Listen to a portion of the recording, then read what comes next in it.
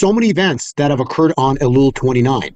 We've had stock market crashes, multiple on Elul 29. 9/11, Elul 29.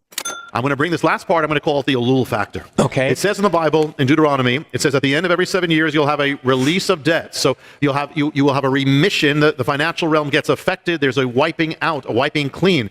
When does it happen? The end of the 7th year is the month of Elul. That's the last month on the civil calendar. Elul, leading up to Elul 29. Now, we already saw in some of the last Shemitahs, it was so precise that actually on the day you have the greatest crashes, period. But the overall pattern, but the overall thing, you have Elul, the month of nullification.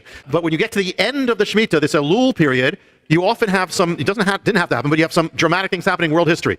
Attack of 9/11 happens the last week of Elul. This is the time of nullification. World War II comes to its conclusion last week of Elul of the Shemitah, of the 7-year Shemitah, just like 9/11.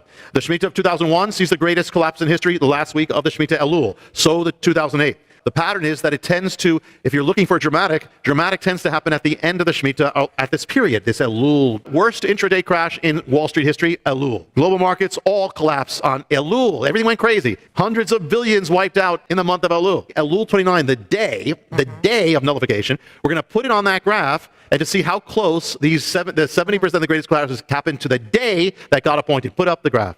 Wow. Every single one of them happens within 99% to 100% proximity to the day God appointed to wipe out the financial realm.